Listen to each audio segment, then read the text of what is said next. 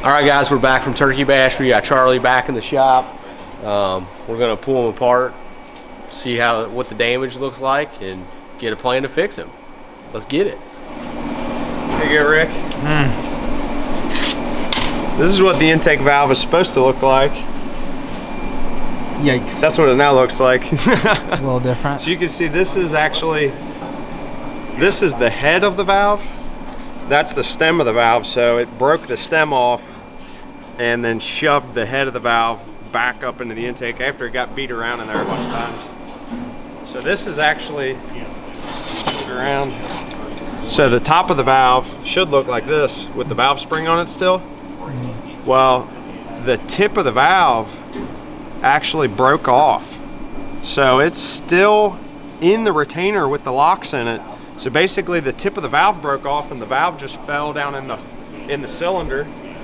And then if you look down at the piston, so the valve fell down in there, and then the next time when the piston come up, it basically just smashed the valve, and then it broke the head of it off, and then the head of the valve was just in there just getting hammered between the piston and the cylinder head until it finally wedged it up into the intake.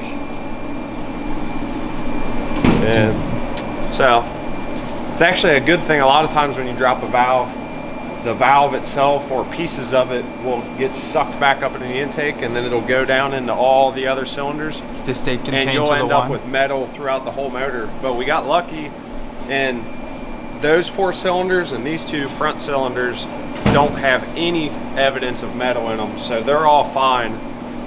Just this hole that the valve broke in is obviously all beat to hell, and then the hole behind it, you can see it actually started to melt the edge of the piston.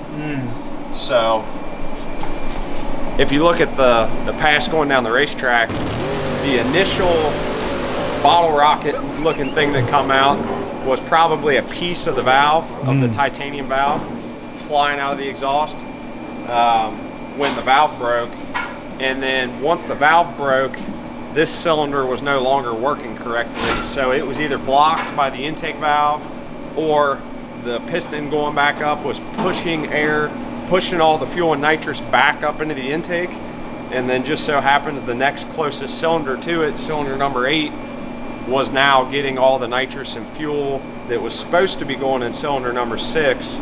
So it burned up cylinder number 8 because it got way too much nitrous. So that was kind of the chain of events of the destruction. Yeah. And that's kind of what you guys you put together at the track. Yeah, but this confirmed confirmed everything that we thought at the racetrack. Yeah. It pretty much it actually looks better than I thought it would. Yeah. Like I said, I thought that there would be more metal in the other 6 cylinders throughout the whole motor, but it was pretty well contained to just these 2 holes. Yeah. So we still got a lot of stuff to fix, but Bischoff said he can fix it. So what's the plan from here with it? Martin's gonna take the cylinder head up to Tony today since he's here, because Tony has to measure the valves so that he can order them. Obviously, he said we'll probably have to wait like around 2 months for valves. And then while he's fixing the head and got the valves on order, we're gonna get the motor out and get the motor up to him so that he can fix those 2 cylinders. We actually already have, I think we have 4 spare pistons in the trailer. So hopefully he can just put 1 sleeve in this cylinder. It's gonna have to either get bored or sleeved because the valve actually dented up the cylinder walls. So, but I think he's gonna put a sleeve in it, that way we can use the pistons that we already have. So it'll get 1 sleeve for sure. And then if he can clean that one up, it won't have to get a sleeve, and then it'll get 2 pistons, and then the cylinder head will have to get welded up, new valve guide, new valve seats, and then he'll have to remachine it after he welds it. So, but they do a really good job up there. This cylinder head, when we get it back, you'll see, you probably won't even be able to tell it was ever it'll damaged. be cool to see the before and after. The before and after, they do a really good job. Tony's gonna try to get it fixed as fast as he can. The biggest issue is trying to get valves. So I might, if he gives me what they are, then I might reach out to a couple people and just see if they happen to have them. Like those are Fulton heads, which we have a buddy that's friends with Fulton, so we could call him and just see if he has them on the shelf. And then, yeah. But the biggest thing right now is Charlie's supposed to be in the NX booth at PRI, and we would like to take it all together, right? And hopefully not have to mock it up to make it look like it could run. I would rather take a car that's ready to go, and then, because that's in December, and then there's racing opportunities in January, February. If we wanted to go race, we want to do whatever, it'd be nice to. We have other things that we'd like to do to the car, but obviously priority one is making it run. So we're gonna get this out, get up to Tony, get it fixed hopefully soon, and then yeah, if you're going to PRI, make sure to stop by the NX booth because Charlie's gonna be in there. Hopefully he doesn't look like this. Yeah. Also over the winter we're gonna try to get some more weight out of it, so we got some composite parts for it from Eric Kenward, and so yeah, if you yeah, Jason's been eating salads. Yeah, I'm already down 12 pounds.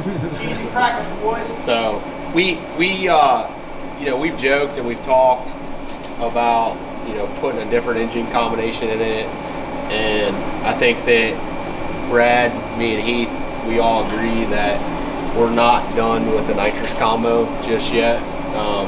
I still think Charlie would be Charlie without a nitrous motor. And feel free to drop that in the comments. Yeah. What do you guys think? What motor do you want to see in here? Yeah. You want us to stick with the 750 nitrous motor, or you want to see a big screw blower sticking out? Yeah, tell us what you think. Or a blower out here. Yeah. There's a lot of options, but I think that last race was really promising ET wise. There's been a lot of stuff talked about of how fast people are going on frontside no prep. We are not discouraged even with our nitrous engine. We can run with it. Yeah. So we just got to get a little bit more weight out of it. And even Tony Bischoff, when I called him, we were talking about different engine combinations. He said there's nothing cooler than a 4-door Malibu going down the racetrack with 3-foot flames hanging out of it. Yeah. There's just not.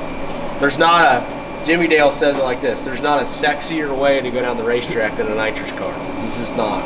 So I think that's what's cool about Charlie is he's not supposed to win. Yeah, I would say he's always the underdog, but a lot of times he's the underdog. Yeah. So. And Charlie Brown in the movie or in the story, he's kind of an underdog, right? Yeah. He always is. Look, I've actually done a lot of research on Charlie Brown now. The messages are awesome. It's always to look at the bright side, to overcome, which that's a nitrous car.